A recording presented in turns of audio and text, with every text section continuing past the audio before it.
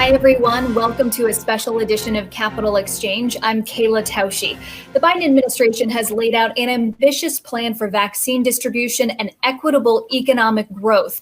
And while the CBO has forecast this week that the U.S. economy is set to reach pre-pandemic growth by this year, a lot needs to happen in the right direction for that to actually go as planned. These first few weeks are critical for the new administration to set its economic agenda and set the tone with the business community as well.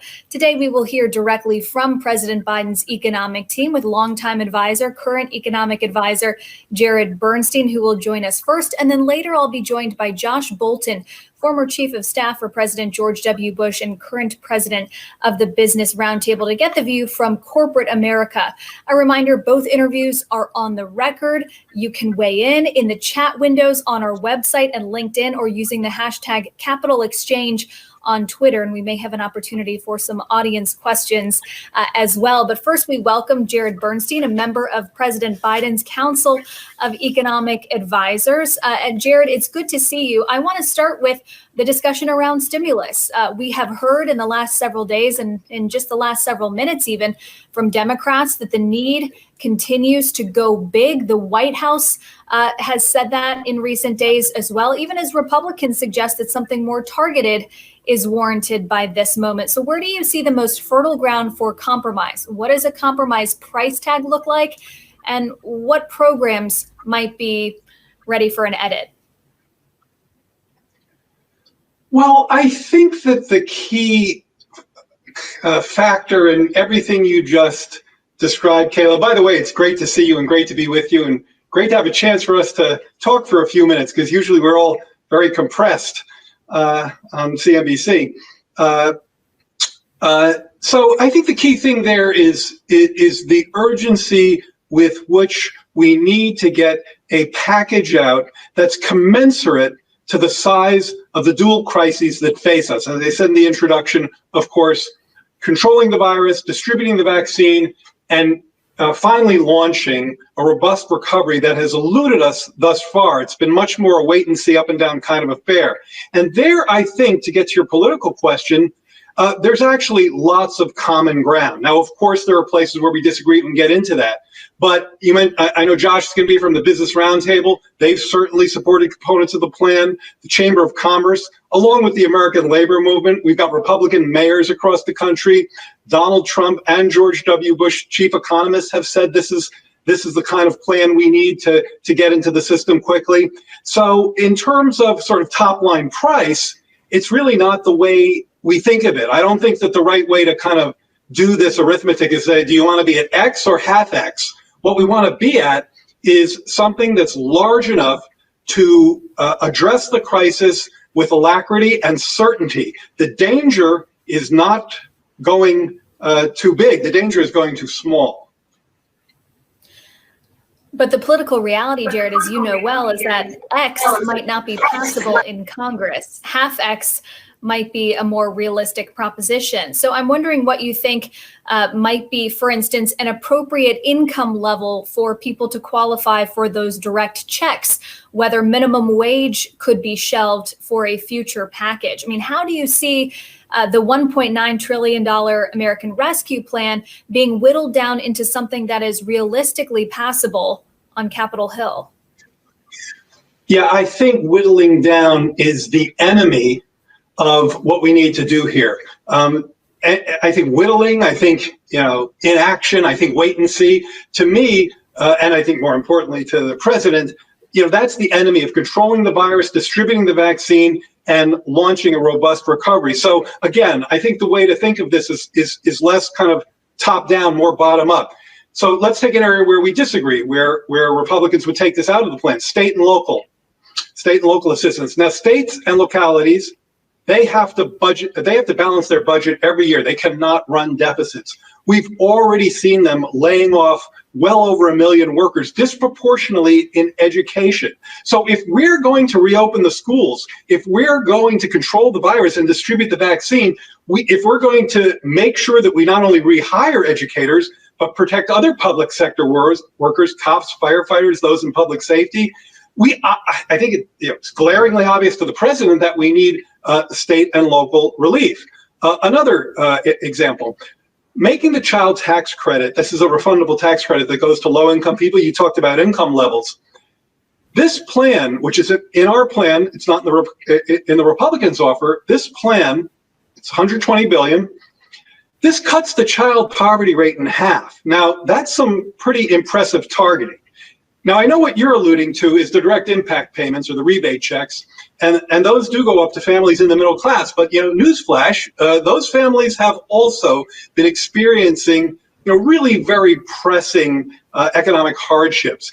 Not just around rent or mortgages, but also around job loss, around wage loss, and they need help too, and that's also in the plan.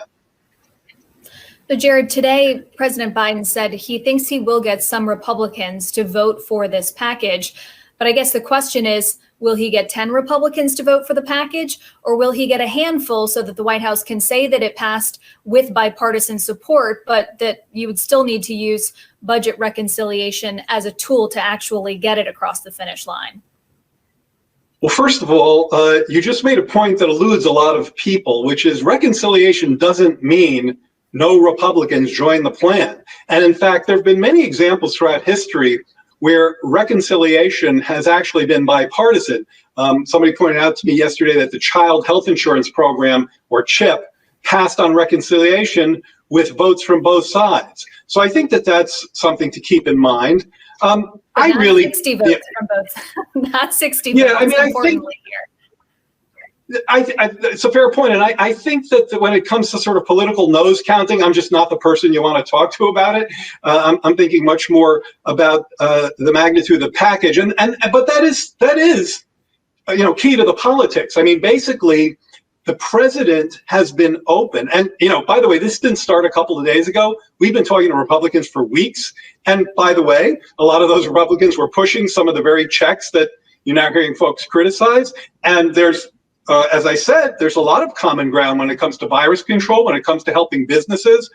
So I think the key thing there is that the president is willing to exchange information and ideas in any way that accomplishes the goals he's set out for this package, not moving quickly and not moving with the force to finally put this virus behind us and launch this recovery.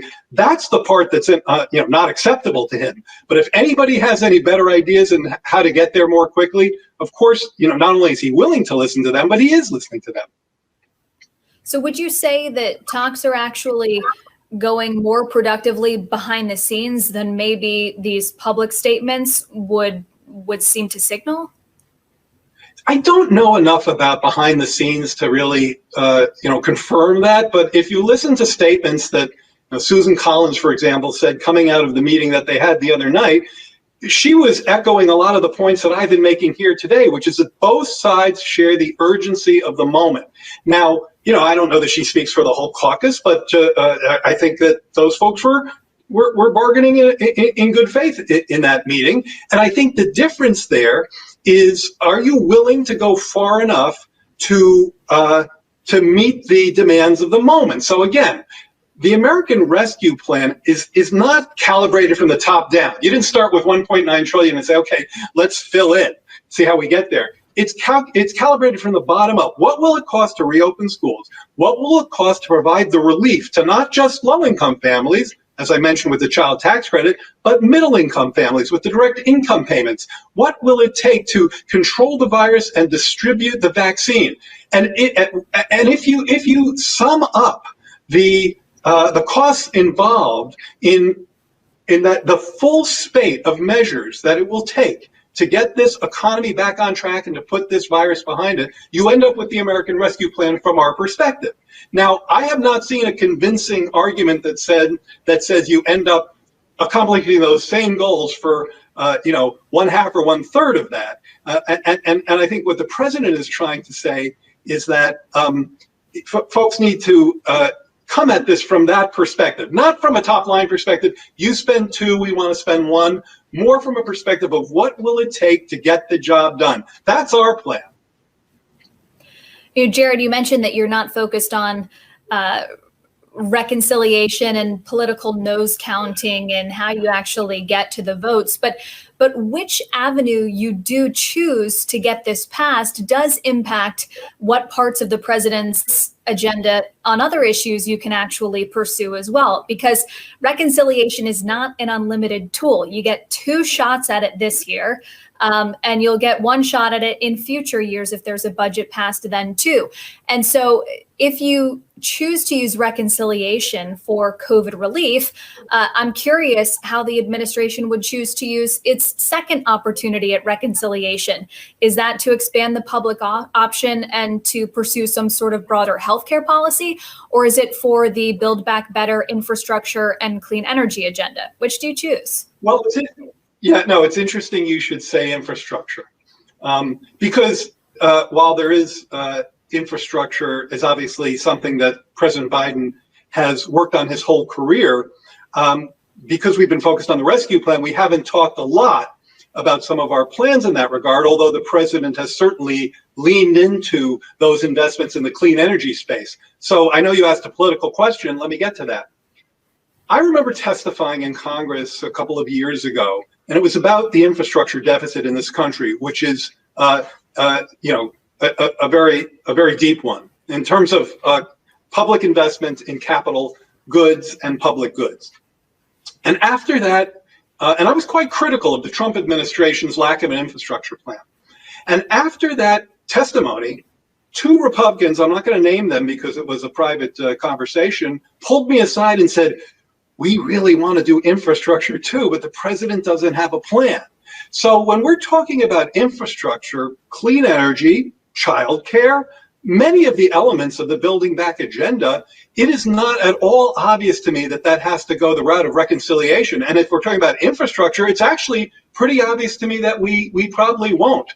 So I wouldn't be so quick to assume that the kind of partisanship would be as deep as maybe folks might think in some of those areas. And again, President Biden really is bringing a different climate in terms of political negotiations than existed in this town for the past 4 years. And while there were definitely differences in that discussion the other night in the American Rescue Plan, I've talked about some of them already, there was a spirit of shared urgency. And I believe that's going to convey over to the discussion about infrastructure, about climate, about the care agenda, about healthcare and education. So I'm at least until proven otherwise, I'm optimistic. There was a CBO report that we referenced earlier that said that the U.S. economy would get back to pre-pandemic growth by the middle of this year, not pre-pandemic unemployment until 2024. But each party seems to be reading that in a different way. Republicans say it's proof that there doesn't need to be some sort of large rescue package. But you and Secretary Yellen have both said that it underscores the need for this urgency. But casting the CBO report aside, I'm just curious what data set you are using internally at the White House, since the CEA is what is supposed to inform the president, the White House, and policymaking. What data set internally are you using, and what does it tell you about when exactly the U.S. economy is going to get back to pre-COVID levels? That's a great question. The answer is not data set, data sets, plural.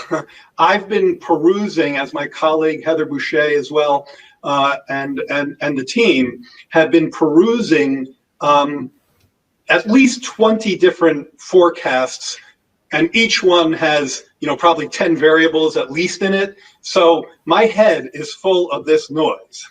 Now, CBO came out yesterday with a forecast that was pretty much around what you'd see kind of in the mainstream if you looked at what's out there. A couple of teams are higher than that, a few are lower.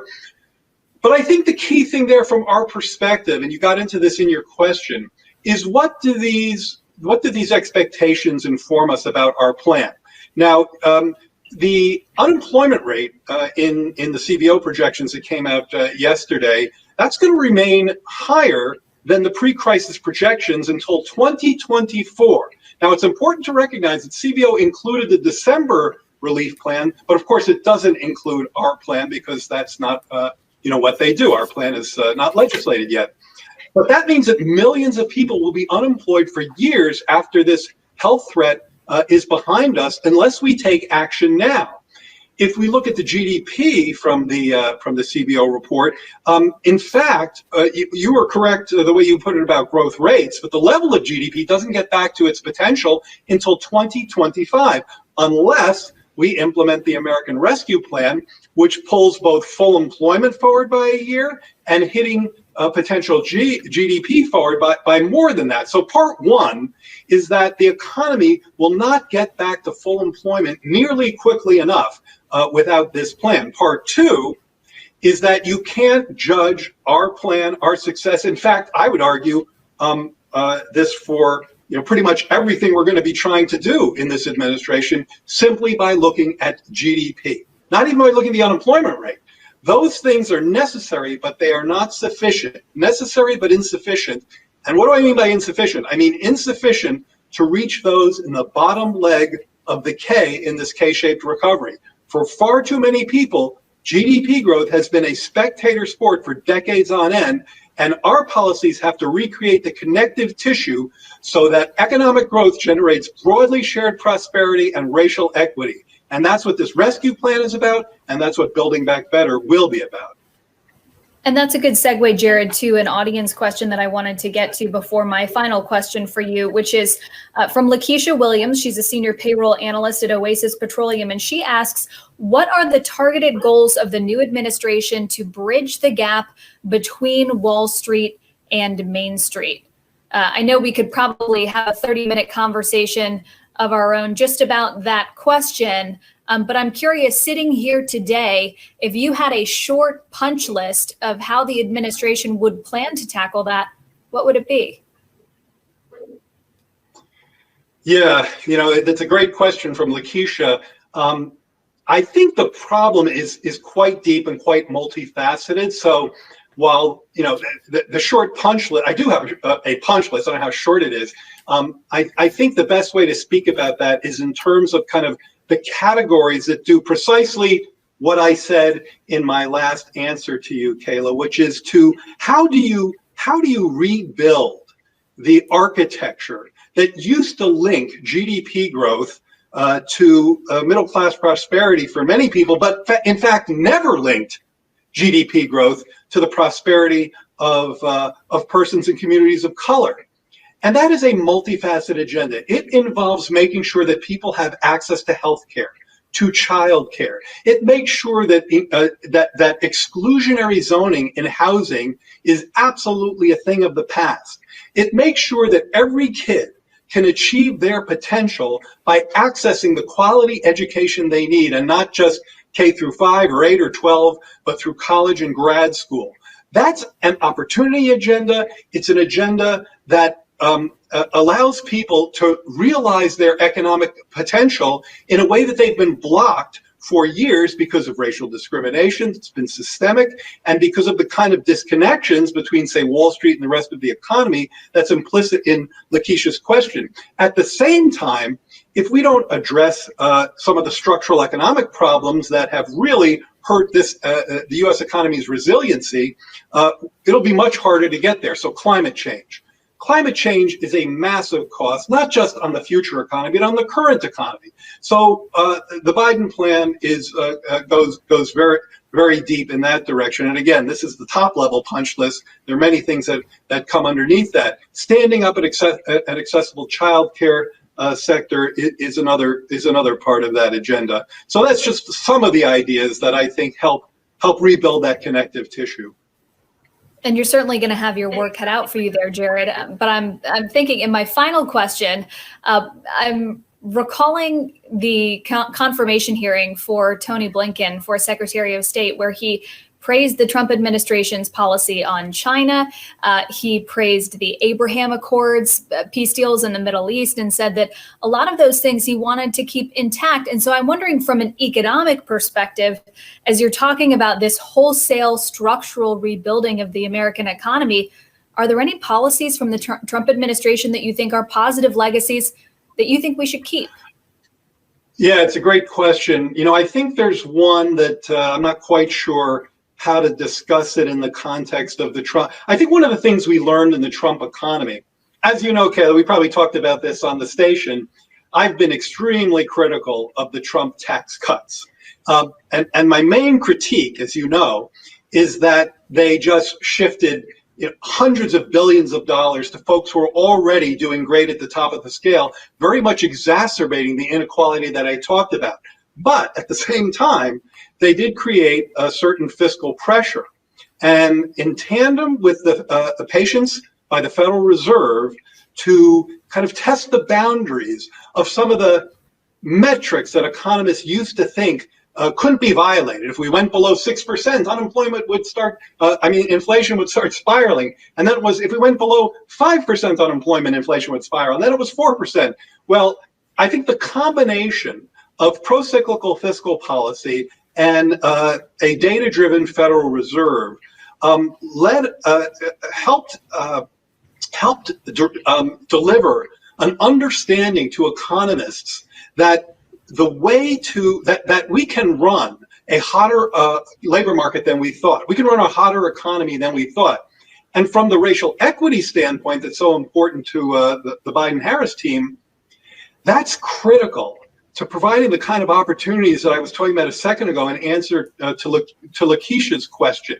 It's when you get the unemployment rate down to the levels that prevailed pre-crisis that you begin to see opportunities develop for people who are otherwise left behind.